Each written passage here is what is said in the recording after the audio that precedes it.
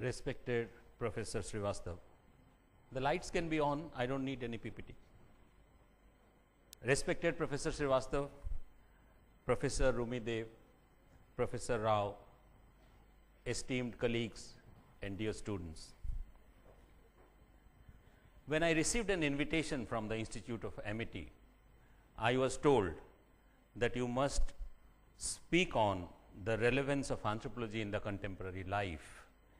And many of the students, they do not have much awareness about the subject. I looked back into my own personal journey. When did I encounter this discipline in my own life? As a student of graduation, or rather as a student of +2 science, I wanted to become an environmental scientist. And therefore, I have opted for physics, chemistry, biology and geology, and that was the only optional available. And I found that in none of the practical groups my name appeared. I was really worried that I have paid the fees and I have been within the cut-off marks. Why my name is not appearing in any of the practical groups? Then I approached the university office and they said that the college principal wants to meet you. I was very scared. Principals were not so accessible the way Professor Srivastav is. By that time, we used to be very fearful of the principals and the head of the institutes. When I approached him, he said, look, what will you do with geology? Why do you want to take geology as a subject? I said, I want to pursue geology in my honors. He said, you don't have mathematics now in your subject, and you cannot have geology unless you take BSc with a physics subject. And without +2 mathematics, you cannot have physics in your BSc. Why don't you change your subject? I said, then what are the subjects available to me? The only subject which was available to me was anthropology and economics. I was running away from mathematics, and therefore I did not opt for economics. But after taking anthropology, I have never regretted in my life, and I was really surprised that how such a fascinating subject was awaiting our attention, and what is the journey, or what has been the journey after that, after taking anthropology as +2, in my +2. If you look into the system in which universities and institutions they operate, when you obtain a degree, the PhD, the doctorate degree, you might be doing in chemistry, but you are a PhD. You might be doing physics, but you are a PhD. And this is all about philosophy, doctorate of philosophy. And philosophy is an arena where all disciplines merge. It is an arena where the human existence, the human past, human present, human future about converge, and that is a logical way of thinking about the existence defined, which you have talked about very rightly in your insight, that you have really talked about what is the meaning of this existence and how various branches of knowledge, whether it is natural science, whether it is social science, whether it is philosophy, whether it is logic, how they have provided meaning to our life. And the point which I am trying to make here is that knowledge is very unified, and the division of knowledge into distinct discipline is nothing but a concession to human weakness. And in this modern era of interdisciplinary quest for knowledge, in the modern era of transdisciplinary quest for knowledge, it is essential to know how different disciplines can interact more meaningfully, more insightfully, more relevantly to provide a meaning that is sustained over time. Now, if you look into what exactly we mean by anthropology, and when we know that anthropology has varieties of subfields, there are 4 primary subfields looking into biological experiences, the human biology, looking into the culture and society, the social and cultural anthropology, looking into the human past, the prehistoric archaeology, and looking into the manner in which human languages have been diversified, human languages have evolved, and human languages have died out, and that is what about your linguistic anthropology. So, all these 4 branches are taking into account the totality of human existence, and therefore, anthropology is essentially holistic. When you say that it takes into account all the dimensions of human existence, it takes into account the total aspects of human existence, and that is where it becomes more and more meaningful. If you want to understand a relevance of a particular technology, if you want to understand the relevance of any particular software program, if you want to understand any kind of technological development, it cannot be done without the absence of the cultural knowledge or without the absence of the societal knowledge. And therefore, anthropology has been very, very comparative. Anthropology holds a mirror in front of you and allows you to look at yourself in infinite variety. That means, how you look different in Africa, how you look different in Australia, how you look different in Latin America, and how you look different in India. And therefore, it is a very, very fascinating science to look at yourself in infinite variety, to look at yourself in terms of your total conditions of existence, rather than looking into the atomized, isolated conditions of existence. So, it is an integral science, it is a holistic science, it is a totalitarian science, it is a science which helps you to understand your past, your present, your future.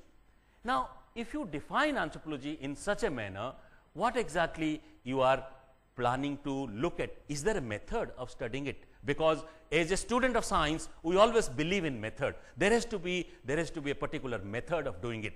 Yes, there is a method of doing it, and this is where the strength of anthropology comes up. Anthropology tells us about a method, how to do it, how to carry out a study of oneself, or how to carry out the study of the humanity. The method is essentially rooted in what we call as an ethnographic method, as a fieldwork method. The method is rooted in something which we call as a participant observation, and this is something which anthropology has given to the entire community of the scholars. Now, what do you exactly mean by participant observation? You go to another community, you go to a different village, you go to a different tribe, you go to a different town, you go to a different institute, you go to a different society, and start living there as a member of the community. Try to participate in their everyday life, try to get into their cultural details, try to understand the nuances, and this is what a daughter-in-law does. When a daughter-in-law goes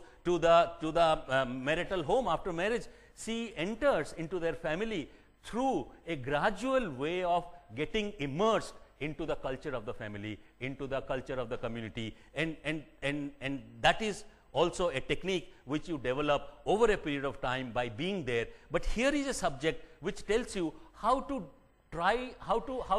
get immersed into a culture which is entirely different from yours, and this is what we call in anthropology as field work tradition. Field work is essentially rooted in an anthropological orientation, that anthropologists don't believe primarily in armchair reflections of knowledge. They are not essentially relying on textbookish understanding of the community, but they go to the field, they understand the community, and they try to find out how there is a particular way that in which others can differ from your thinking.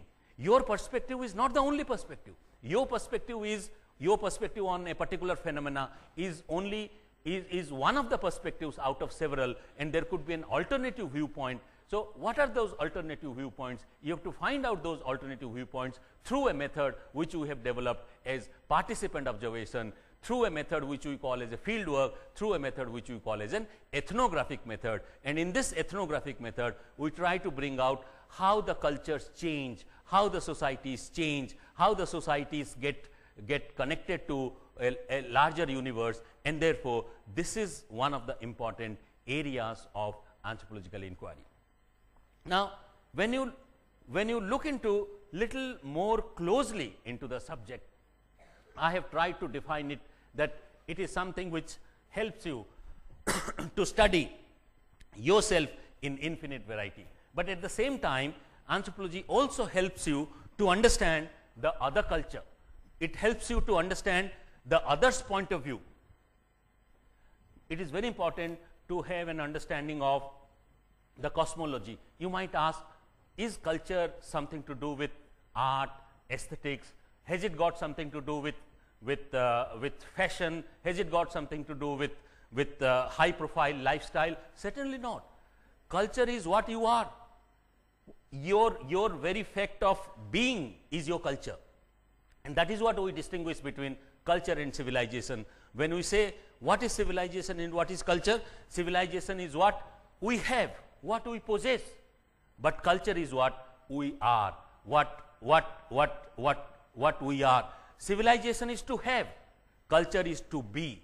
I was in Virginia, and I will tell you a small anecdote, that in that University of Virginia, I met a professor who has been coming to India for last 20 years. And he says that his son is a practitioner of yoga, he is a believer of Indian philosophy, and he cooks very good khichdi, and he can make very good Indian food, and he is looking after a daughter-in-law who is from India. So he requested me to find out somebody for his son. I said, let me first meet your son, and then maybe I can think of somebody who can fit into your family. Now, when I met him in Washington, he is from Virginia and the son lives in Washington. When I met him, he was having a photo of a saint, a Buddhist saint, and every day in front of the photo he will put flowers. He will do meditation, he will practice yoga, but all the time he would be very tight-lipped. He will not say anything. He will not be talking. He would not be extending himself to, he will not take any interest in you, what you are doing, where are you going, what are you planning for the day. No interest. He is completely introvert and all into himself, the way an American youth would be. And when he made khichdi, you won't imagine the half liter of water, which appeared to be water, was in fact half liter of ghee. And I was surprised that what could be an Indian way of making khichdi in this manner. Khichdi is supposed to be a Sikh diet. I asked him the other day that that whose photograph is this you are every day worshipping, because I did not know the name of the Buddhist saint. He said, even I do not know. I was surprised that you are offering your reverences every day and you do not know. So my question was that by practicing yoga, by offering flower to an Indian saint, by learning khichdi in a way which is little amusing, can one become an Indian? For the professor who has been coming to India all through these days, he thinks that my son is truly Indian. But as an Indian, I know that he has all the Indian qualities, but he has not become an Indian. So he has acquired all the cultural traits, but he has not immersed, has not got immersed into the Indian culture. So the culture is very, very important when you are talking about any kind of technology or any kind of institutional practice, because when you are working in a laboratory setting, or in a lab setting, lab is not devoid of culture. A lab has its own culture, and if you look into the manner in which a laboratory functions, it will tell you great details about power, about decision making, about organizing principles for groups of scholars, and about the whole vision. Because whenever you are talking about your everyday experiments in a laboratory, that is a part and parcel of the larger cultural system, that is a part and parcel of the larger social system, and through your institution it is getting connected to the society. And unless one is sensitive to these kind of questions, it is very difficult that the technology will get across the other points. Now, when we are talking about the technology, I will tell you two examples. We were doing field work, and Dr. Mohit was with us when we were doing field work in Jhabua, and we found that in a Bhil village, in a village of a tribal community called Bhil, on a tree a mobile cell phone is being hung, and that is the public booth, because in the whole of the village and in an area of 3-4 villages, that is the only mobile which a rich person was having. So he chose to leave it for the community rather than to carry it with him. So he has hung it at the tree, and the children would go and call, oh, your phone has come after 5 minutes and all. It is acting like a public booth. When I was doing field work in a remote area in Koraput, suddenly my informant, the tribal informant, he suddenly climbed up the tree. I thought he is going to pluck some fruits for me to offer. Sometimes they are very good host. I thought he will offer some fruits to me, but suddenly I found he is going to the tree top and talking over mobile to somebody, because that is the area where the antenna catches, that the connectivity is on the tree top. You know, they have developed their own way of coping up with the technology, and in that